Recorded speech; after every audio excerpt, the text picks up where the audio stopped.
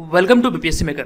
दोस्तों आज है 13 जुलाई 2021 और 13 जुलाई 2021 से बिहार करंट अफेयर्स और साथ ही राष्ट्रीय और अंतर्राष्ट्रीय घटनाओं से करंट अफेयर्स के जितने भी प्रश्न बनेंगे वो सभी मैं आपको इस वीडियो में बताऊंगा।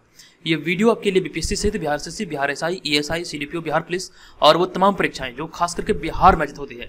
अगर आप घर बैठे बिहार में आयोजित होने वाले इन सभी परीक्षाओं की तैयारी में लगे हैं तो यहाँ से आप अपनी तैयारी को बेहतर कर सकते हैं।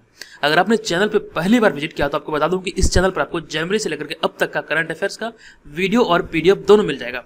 वीडियो देखने के लिए चैनल के प्लेलिस्ट में जाइए, बिहार करंट अफेयर्स 2021 के नाम से प्लेलिस्ट बनाएं। आप वहां पर जाके सारे वीडियो को देख सकते हैं क्योंकि इन सभी परीक्षाओं में लगभग कर सकते हैं 12 से 15 माह के करंट अफेयर्स पूछे जाते हैं। तो ये श्रृंखला आपके लिए बहुत ही ज्यादा उपयोगी सिद्ध हो सकती है। तो इस श्रृंखला के तहत जितने वीडियो चैनल पर अपलोड होते हैं सभी को देखिए, रोजाना ये अपलोड होता है, आप इसको देखकर अपनी तैयारी को बेहतर कर सकते हैं। और रही बात वहीं पर पीडीएफ की, तो जनवरी, फरवरी, मार्च, अप्रैल, मई और जून ये पिछले 6 माह के करंट अफेयर्स का पीडीएफ का लिंक इस वीडियो के डिस्क्रिप्शन में दिया गया है। आप वहां पर जाकर इसका पीडीएफ फाइल को भी डाउनलोड कर सकते हैं। चलिए अब हम यहाँ पे आगे बढ़ते हैं वीडियो में। जो पिछले वीडियो मैंने आपसे प्रश्न पूछा था, ये प्रश्न था कि हाल ही में बिहार का कौन सा जिला इंडिया पोस्ट पेमेंट बैंक की सुविधा देने में पूरे भारत में अव्वल आया है।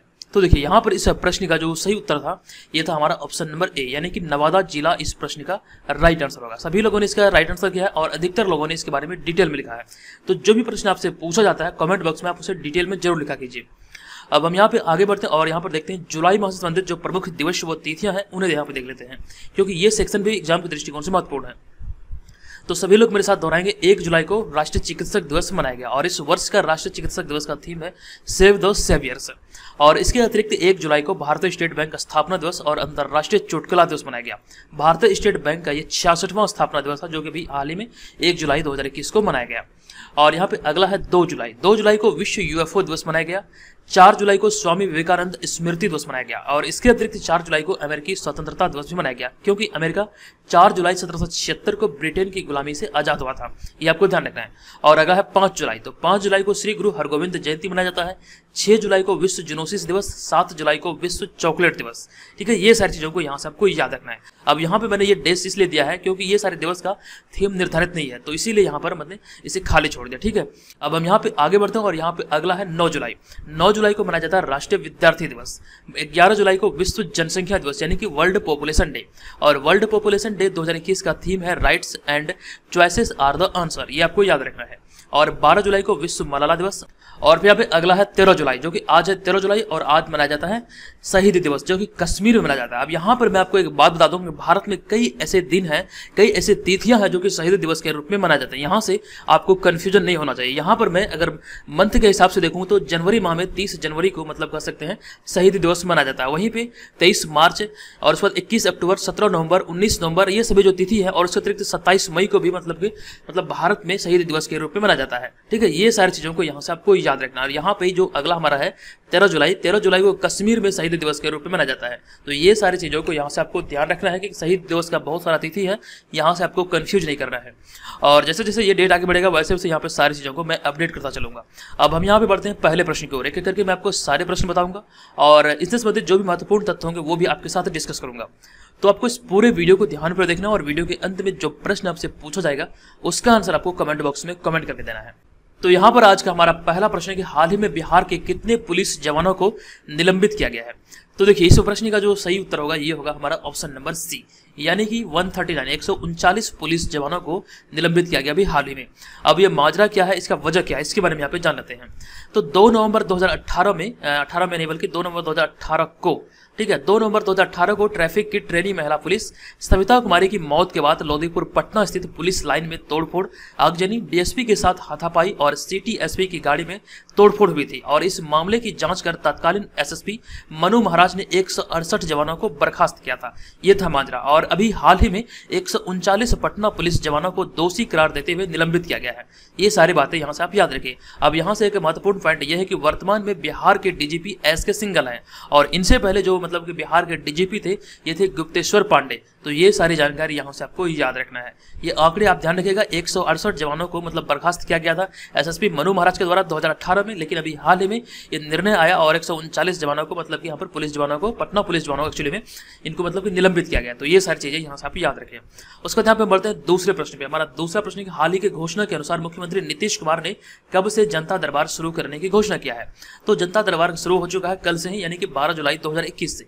ऑप्शन नंबर ए यहाँ पर इस प्रश्न का राइट आंसर होगा। जब ये घोषणा हुई थी अभी हाल ही में 5 वर्ष के बाद दोबारा, तब भी मैंने आपको बताया था, और अभी हाल ही में तो मतलब कि कल यानी कि 12 जुलाई 2021 से ये शुरू हो चुका है। तो अब यहाँ पर इसके बारे में जानते हैं कि हाल ही में मुख्यमंत्री नीतीश कुमार द्वारा 5 वर्ष के बाद 12 जुलाई से जनता दरबार फिर से मतलब शुरुआत करने की घोषणा किया गया।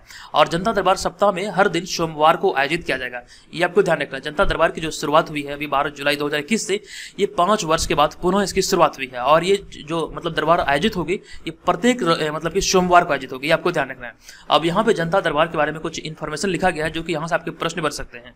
तो नीतीश कुमार के द्वारा 2005 में सत्ता संभालने के बाद 2006 से जनता दरबार की शुरुआत की गई थी और 10 वर्षों तक यानी कि 2016 तक जनता दरबार आयोजित होता रहा।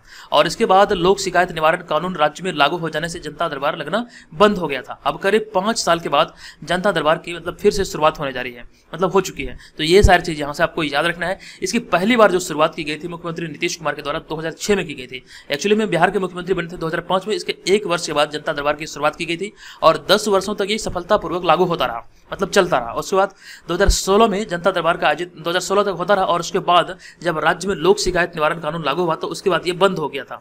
लेकिन अब इसे पुनः मतलब शुरू करने का घोषणा किया गया और 12 जुलाई 2021 से ये शुरू हुआ है। तो ये सारे कुछ महत्वपूर्ण फैक्ट है जो कि आपके एग्जाम के पॉइंट ऑफ व्यू से बहुत ही ज्यादा इंपॉर्टेंट है। यहाँ से आपके अगर बिहार जीके के प्रश्न आपसे एग्जाम पूछे जाएंगे तो ये सभी प्रश्न आपके जरूर होंगे उसमें, ठीक है। तो ये सारी जानकारी यहाँ से आप याद रखिए। अब यहाँ पे हम बढ़ते हैं अगले प्रश्न पे। हमारा तीसरा प्रश्न है कि हाल ही में दरभंगा पार्सल ब्लास्ट मामले में गिरफ्तार नासिर खान, इमरान मलिक को लेकर एनआईए की टीम दिल्ली रवाना हुई है। दरभंगा पार्सल ब्लास्ट कब हुआ था? तो देखिए यहाँ पर इस प्रश्न का जो सही उत्तर होगा, दरभंगा पार्सल ब्लास्ट जो हुआ था ये 17 जून 2021 को घटित हुआ था। ऑप्शन नंबर ए यहाँ पर इस प्रश्न का सही उत्तर होगा। अब यहाँ पर मैं आपको इस प्रश्न के बारे में विस्तार से बता दूं कि दरभंगा जंक्शन के 2 नंबर प्लेटफॉर्म पर 17 जून 2021 को पार्सल ब्लास्ट हुआ था, यह आप ध्यान रखेंगे। जिसके बाद इसके दोषी नासिर, इमरान और काफिल को तेलंगाना के सिकंदराबाद से गिरफ्तार किया गया था। अब यहाँ पे आगे लिखा गया अब हाल ही में एनआईए की टीम जांच को आगे बढ़ाने के लिए नासिर और इमरान को लेकर दिल्ली रवाना हुई है।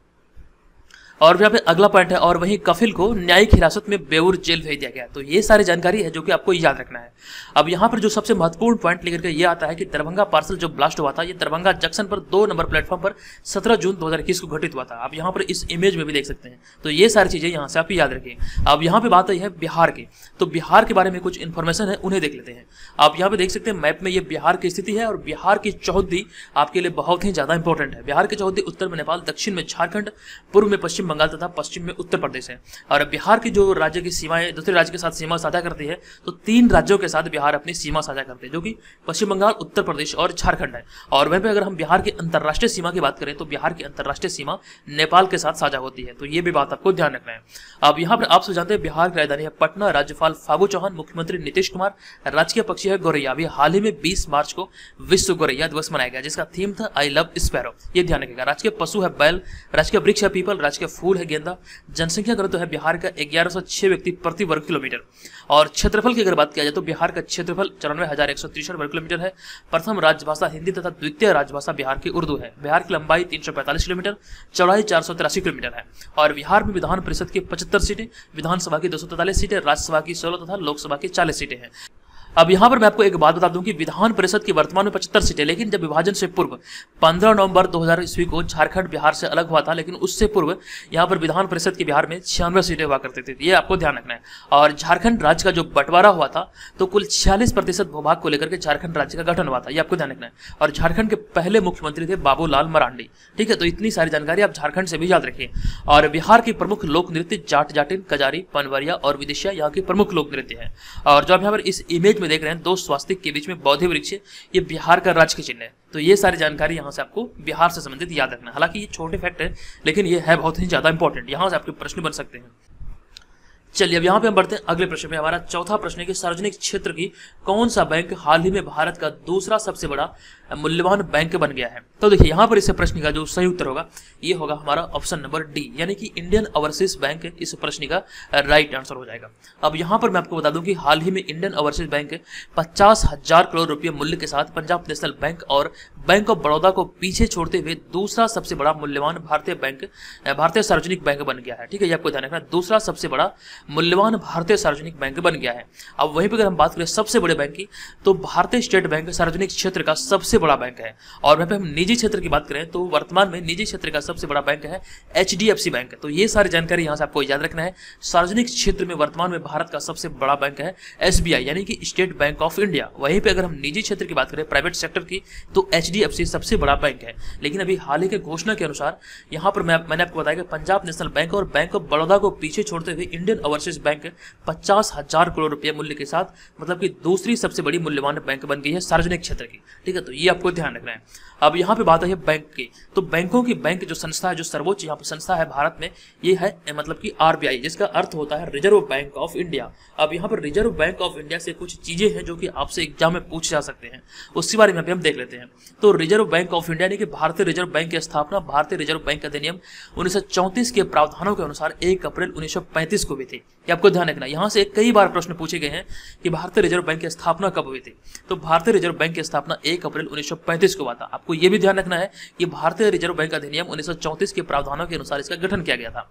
और यहाँ पे नेक्स्ट पॉइंट में लिखा गया कि भारतीय रिजर्व बैंक का केंद्रीय कार्यालय प्रारंभ में कोलकाता में स्थापित किया गया था, जैसे कि 1937 में अस्थायी रूप से मुंबई में स्थानांतरित किया गया। ये भी इंपॉर्टेंट है, लेकिन सबसे ज्यादा इंपॉर्टेंट यहाँ पे ये पॉइंट है कि RBI के गवर्नर की नियुक्ति वित्त मंत्री की सलाह पर प्रधानमंत्री द्वारा किया जाता है। ठीक है, ये आपको ध्यान रखना है।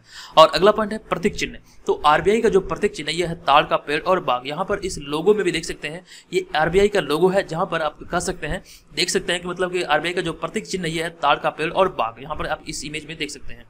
और RBI का जो मुख्यालय ये है मुंबई में। और वर्तमान में RBI के गवर्नर है शक्तिकांत दास, जो कि 25वें गवर्नर है और ये उर्जित पटेल की जगह पर है। इतनी सारी जानकारी यहाँ से आपको RBI से संबंधित याद रखनी है। उसके बाद यहाँ पे नेक्स्ट प्रश्न है कि हाल ही में कौन क्रिकेट के सभी प्रारूपों में सबसे ज्यादा रन बनाने वाली महिला खिलाड़ी बन गई है। तो देखिए यहाँ पर इस प्रश्न का जो राइट आंसर होगा ये होगा भारतीय महिला क्रिकेट टीम की कप्तान मिताली राज, यानी कि ऑप्शन नंबर सी यहाँ पर इस प्रश्न का सही उत्तर होगा।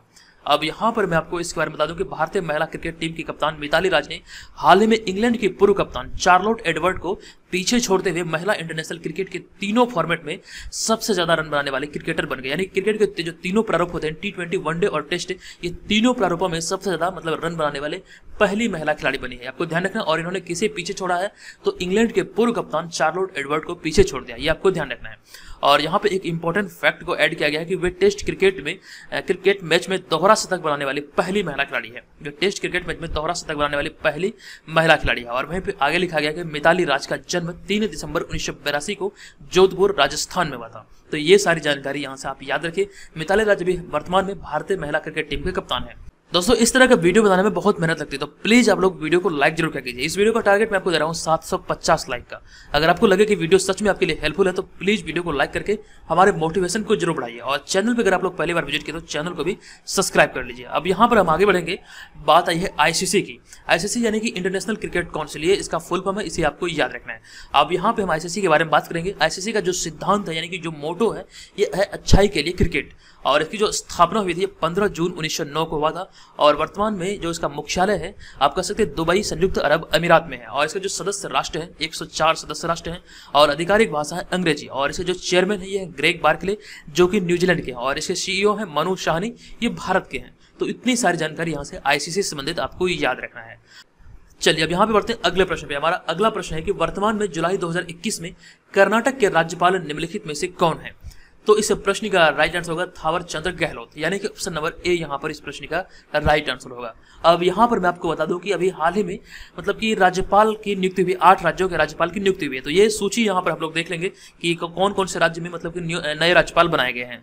तो यहाँ पर हाल ही में राष्ट्रपति रामनाथ कोविंद के द्वारा 8 राज्यों में नए राज्यपाल की नियुक्ति की गई है। तो यहाँ पर कंप्लीट ये सूची है, यहाँ पर आप इसको ध्यानपूर्वक देखिए। तो अभी हाल में कर्नाटक के राज्यपाल बने हैं थावर चंद गहलोत, मध्य प्रदेश के राज्यपाल बने हैं मंगू भाई छगन भाई पटेल, मिजोरम के राज्यपाल बने हैं हरिबाबू कंभमपति, और हरियाणा के राज्यपाल बने बंडारू दत्तात्रेय, झारखंड के रमेश बैस, गोवा के PS श्रीधरन पिल्लई, त्रिपुरा के सत्यदेव नारायण आर्य और हिमाचल प्रदेश के राजेंद्र विश्वनाथ आर्लेकर। इसके बारे में एक दिन और भी मैंने आपको बताया था, ठीक है। तो यहाँ पर मैं आपको इसलिए रिपीट किया क्योंकि ये प्रश्न बहुत ही ज्यादा इंपॉर्टेंट है। यहाँ पर इसलिए मैंने आपको प्रश्न पूछा यहाँ पे राज्यपाल के बारे में कि आपसे एग्जाम में पूछे जा सकते हैं आने वाले समय में, तो इसीलिए यहाँ पर मैंने इसे दोबारा ऐड किया था, ठीक है। ये आपको ध्यान रखना। यहाँ जो आप इस इमेज में देख रहे हैं यही है कर्नाटक के नए राज्यपाल थावरचंद्र गहलोत, ठीक है। ये आपको ध्यान रखना है। चलिए अब यहाँ पे हम आगे बढ़ते हैं और आपको एक जानकारी दे दूं कि इस चैनल के माध्यम से कुछ ईबुक अभी हाल ही में लॉन्च किया गया है।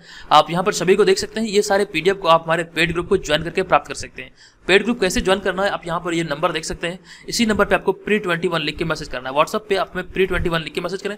ध्यान रहे आपको कॉल नहीं करना है बल्कि मैसेज करना है। ये सारे PDF यहाँ पर test series, Bihar current affairs, Bihar GK और BPSC प्रीवियस ईयर क्वेश्चन, ये सारे आपको पेड ग्रुप में आपको प्रोवाइड किए जाएंगे। आप यहाँ पर जो देख रहे हैं ये सारे आपको पेड ग्रुप में प्रोवाइड किया जाएगा। सिवाय इसके ये जो है विगत 28 वर्षों से बिहार में जितने प्रश्न है मतलब कि एग्जाम आयोजित हुए उसके प्रश्नों को इसमें शामिल किया गया। ये थोड़ा सा स्पेशल PDF है। इस तरह का PDF आपको जल्दी नहीं मिलेगा क्योंकि यहाँ पर बहुत मेहनत के बाद से तैयार किया गया है।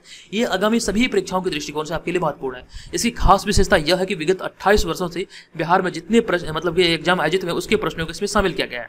और दूसरी सबसे बड़ी खास विशेषता यह है कि इसमें मतलब कि बाइलिंगुअल प्रश्न है, यानी कि हिंदी और अंग्रेजी दोनों भाषाओं में है, ठीक है। ये आपको ध्यान रखना है। इसका लिंक आपको इस वीडियो के डिस्क्रिप्शन में है, आप वहां पर जाके मतलब इसे परचेज कर सकते हैं। अन्यथा आप हमारे पेड ग्रुप को ज्वाइन कीजिए और ये सारी चीजें आपको यहाँ पे स्क्रीन पे दिख रहा है, ये सारी चीजें पेड ग्रुप में आपको प्रोवाइड की जाएगी, ठीक है। चलिए अब यहाँ पे हम बढ़ते हैं अगले प्रश्न पे। हमारा जो अगला प्रश्न होगा 7वां प्रश्न, ये बहुत ही अच्छा प्रश्न है और इंपॉर्टेंट प्रश्न है। ये प्रश्न कि हाल ही में किस कंपनी के द्वारा पोस्टपेड मिनी सुविधा लॉन्च किया गया है। तो अभी हाल ही में पोस्टपेड मिनी सुविधा लॉन्च किया गया पेटीएम के द्वारा, यानी कि ऑप्शन नंबर डी यहाँ पर इस प्रश्न का सही उत्तर होगा। अब यहाँ पर मैं आपको बता दूं कि हाल ही में पेटीएम द्वारा पोस्टपेड मिनी सुविधा लॉन्च किया गया है, जिसके तहत अब पेटीएम अपने ग्राहकों को बाय नाउ पे लेटर के द्वारा 250 रुपये से 1000 रुपये तक के ऋण लेने की सुविधा प्रदान करेगा। पोस्टपेड मिनी जो सुविधा है इसके तहत आपको कह सकते हैं कि पेटीएम अपने ग्राहकों को 250 रुपये से लेकर के 1000 रुपये तक मतलब कि ऋण लेने की सुविधा प्रदान करता है। और यहाँ पे आगे लिखा गया है कि इसके तहत ऋण को 30 दिनों के अंदर चुकाने पर 0% ब्याज लगेगा, यानी कि ब्याज नहीं लगेगा, लेकिन उसके बाद इसमें ब्याज लगेगा 1 महीने के बाद से, यानी कि 30 दिन के बाद से। अब यहाँ पे आगे लिखा गया पेटीएम यह ऋण सुविधा देने के लिए आदित्य बिरला फाइनेंस लिमिटेड के साथ साझेदारी किया। यहाँ पर आपको ये पॉइंट याद रखना है कि पोस्टपेड मिनी सुविधा के लिए भी पेटीएम ने किसके साथ समझौता किया है, तो आदित्य बिरला फाइनेंस लिमिटेड के साथ मतलब कि पेटीएम ने समझौता किया है, ठीक है। ये आपको ध्यान रखना है। और यहाँ पे बात है पेटीएम की, तो पेटीएम की स्थापना 2009 में हुई। इसका मुख्यालय है नोएडा में। वर्तमान में चेयरमैन है विजय शेखर वर्मा और इसके CEO है वरुण श्रीधर। ये सारी जानकारी यहाँ से आपको याद रखना है। चलिए अब हम यहाँ पे बढ़ते हैं अगले प्रश्न पे। हमारा अगला प्रश्न है कि हाल ही में अंतरिक्ष में उड़ान भरने वाले दूसरी भारतीय महिला अंतरिक्ष यात्री कौन बनी है। तो इस प्रश्न का जो राइट आंसर होगा ये हमारा होगा ऑप्शन नंबर डी, यानी कि Sirisa Bandla. Option number D यहाँ पर इस प्रश्न का राइट आंसर होगा। अंतरिक्ष में पहली बार उड़ान भरने वाली जो महिला है वो है कल्पना चावला, भारतीय महिला की मैं यहाँ पे बात कर रहा हूँ। और दूसरी भारतीय महिला भी हाल में बनी है सिरिसा बंदला। ये आपको ध्यान रखना। ऑप्शन नंबर डी यहाँ पर इस प्रश्न का सही उत्तर होगा। अब यहाँ पर हम इसके बारे में डिटेल में जानते हैं कि हाल ही में सिरिसा बंदला कल्पना चावला के बाद अंतरिक्ष में उड़ान भरने वाले दूसरी भारतीय महिला अंतरिक्ष यात्री बनी है, ठीक है। ये आपको ध्यान रखना है। और यहाँ जो आप इस इमेज में देख रहे हैं यही है सिरिसा बंदला। आगे लिखा गया कि सिरिसा बंदला आंध्र प्रदेश के गुंटूर जिले की निवासी है।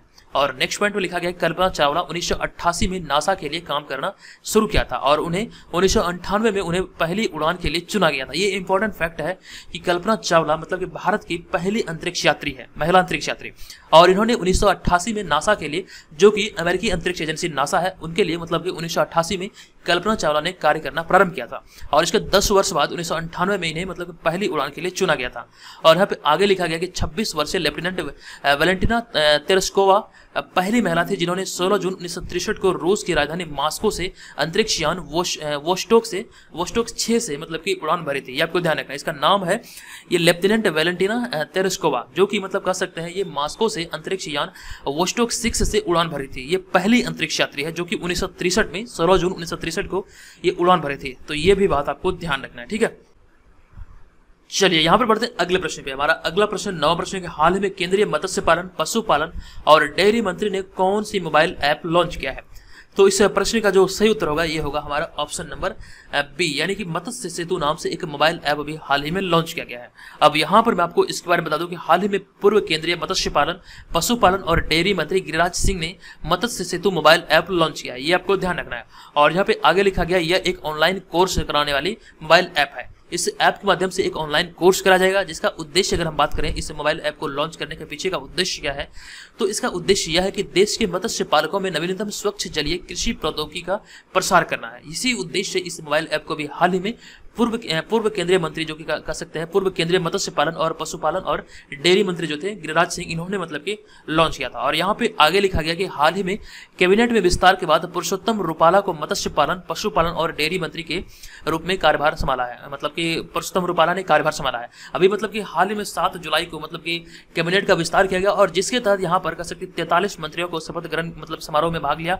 और यहाँ पर जो मतलब कि कह सकते हैं जो मतलब गिरिराज सिंह थे, जो पूर्व मतलब कि मत्स्य पालन और पशुपालन डेयरी मंत्री थे, इन्हें मतलब कैबिनेट में जगह नहीं मिला। ठीक है, तो अभी हाल ही में इनके स्थान पर पुरुषोत्तम रूपाला को मतलब कि मत्स्य पालन, पशुपालन और डेयरी मंत्री के रूप में मतलब कार्यभार दिया गया है। तो ये सारी जानकारी आपको याद रखना है। गिरिराज सिंह को कैबिनेट से मतलब कि निकाल दिया गया, गिरिराज सिंह ने इस्तीफा दे दिया। ठीक है, इसके बारे में कंप्लीट इन्फॉर्मेशन मैंने आपको मतलब 2-3 दिन पहले आपको दिया था। ठीक है, तो ये सारी जानकारी आपको यहाँ से याद रखना है।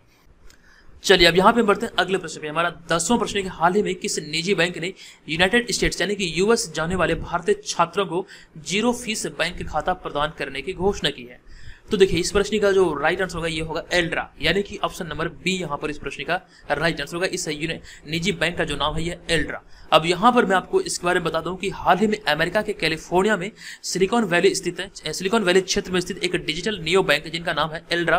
तो एल्ड्रा ने यूनाइटेड स्टेट्स जाने वाले भारतीय छात्रों को 0 फीस बैंक खाता प्रदान करने का घोषणा किया है। इस बैंक का नाम आपको याद रखना है, ये मतलब कि कैलिफोर्निया सिलिकॉन वैली क्षेत्र में स्थित है, जो कि कह सकते हैं इस बैंक का जो नाम है एल्ड्रा है। और इन्होंने अभी हाल में घोषणा किया है कि भारतीय छात्र, वैसे भारतीय छात्र जो मतलब कि यहाँ पर मतलब शिक्षा ग्रहण करने के लिए आएंगे, तो वैसे छात्रों को यहाँ पर 0 फीस बैंक खाता प्रदान किया जाएगा। ठीक है, ये आपको ध्यान रखना है। यहाँ पर अगला पॉइंट में लिखा गया है कि भारतीय छात्र इस खाते का उपयोग कर सकते हैं जिसमें कि न्यूनतम शेष राशि की आवश्यकता नहीं होगी, यानी कि न्यूनतम शेष राशि रखने की आवश्यकता नहीं होगी, इसमें कोई प्रतिद्वंदता नहीं होगी। ठीक है, ये आपको ध्यान रखना है। अब हम यहाँ पे बढ़ते अगले प्रश्न में। हमारा अगला प्रश्न है कि हाल ही में कहाँ पर विश्व का सबसे बड़ा बालू का किला का निर्माण किया गया है। तो देखिए इस प्रश्न का जो राइट आंसर होगा, इसका सही आंसर होगा हमारा ऑप्शन नंबर डी, यानी कि डेनमार्क में सबसे बड़ा बालू का किला का निर्माण किया गया है। अब यहाँ पे मैं इसके बारे में बता दूं आपको कि हाल ही में दुनिया का सबसे बड़ा ऊंचा रेत महल या फिर बालू का किला का निर्माण डेनमार्क में किया गया। ठीक है, अब यहाँ पर इसके बारे में लिखा गया अगले पॉइंट में कि इस 21.16 मीटर के बालू का किला ने गिनीज वर्ल्ड रिकॉर्ड बनाया है। Guinness world book of record में इसमें शामिल किया गया, ये आपको ध्यान रखना है। और यहाँ पे आगे लिखा गया कि डेनमार्क का नया बालू का किला 2019 में जर्मनी द्वारा बनाए गए 17.66 मीटर के मतलब पहले रिकॉर्ड से 3.5 मीटर लंबा है। यानी कि जो पहले जो ये रिकॉर्ड था ये जर्मनी का नाम था, जो कि जर्मनी का बालू का जो किला है ये 17.66 मीटर ऊंचा है। और वहीं पे डेनमार्क में जो बालू का किला भी हाल में बनाया गया है ये कह सकते हैं 21.16 मीटर है, जो कि मतलब 3.3 मतलब कि मीटर लंबा है, ये आपको ध्यान रखना है। और यहाँ पे अगला पॉइंट में लिखा गया यह बालू का किला डेनमार्क के ब्लूखुस शहर में बना है, ये भी आपको ध्यान रखना है। डेनमार्क के ब्लूखुस शहर में ये मतलब इसका निर्माण किया गया। ठीक है, उसके बाद यहाँ पे बढ़ते हैं अगले प्रश्न पे। हमारा अगला प्रश्न है कि हाल ही में रिजर्व बैंक ऑफ इंडिया ने किस बैंक पर साइबर सिक्योरिटी नियमों के उल्लंघन की वजह से 25 लाख रुपये का जुर्माना लगाया है। तो अभी हाल ही में रिजर्व बैंक इंडिया के द्वारा भी हाल ही में पंजाब एंड सिंध बैंक पर मतलब 25 लाख रुपये का जुर्माना लगाया गया है। अब यहाँ पर मैं आपको बता दूं कि रिजर्व बैंक ऑफ इंडिया ने हाल ही में पंजाब एंड सिंध बैंक पर साइबर सिक्योरिटी नियमों के उल्लंघन की वजह से 25 लाख रुपये जुर्माना लगाया है, ये आपको ध्यान रखना है। और यहाँ पे बात आई है पंजाब एंड सिंध बैंक की, तो पंजाब एंड सिंध बैंक की स्थापना 24 जून 1908 को हुआ था और इसका मुख्यालय नई दिल्ली में है और वर्तमान में इसके चेयरमैन श्री एस के कृष्णन है। तो ये सारी जानकारी यहाँ से आपको याद रखना है। अब हम यहाँ पे बढ़ते हैं आज के इस वीडियो के प्रश्न की ओर। आज के इस वीडियो का प्रश्न हाल ही में 11 जुलाई को जनसंख्या दिवस के अवसर पर आधार स्टैटिस्टिक्स की रिपोर्ट के मुताबिक 2020-21 में बिहार की जनसंख्या कितनी हो गई है। अगर आपने कल वाले वीडियो को ध्यानपूर्वक देखा होगा तो इसके बारे में मैंने कंप्लीट इन्फॉर्मेशन दिया है। इसका आंसर क्या होगा कृपया कमेंट बॉक्स में इसके बारे में बताएं। आप चाहें तो इसके बारे में डिटेल में भी लिख सकते हैं। और जो लोग पेड ग्रुप को ज्वाइन करने के इच्छुक हैं इस व्हाट्सएप नंबर पर PRI21 लिख के मैसेज करें। यहाँ पर आपको ध्यान रखना कॉल नहीं करना बल्कि मैसेज करना। और PRI21 लिख के जब आप मैसेज करें आपको डेमो के तौर पर 4 से 5 PDF मिलेंगे जिसे आप देखेंगे समझेंगे और उसके बाद आपको देखना है कि आपको इसे ज्वाइन करना या फिर नहीं। ठीक है, तो दोस्तों आज के इस वीडियो में इतना ही, मिलेंगे नेक्स्ट वीडियो में, तब तक के लिए धन्यवाद, जय हिंद।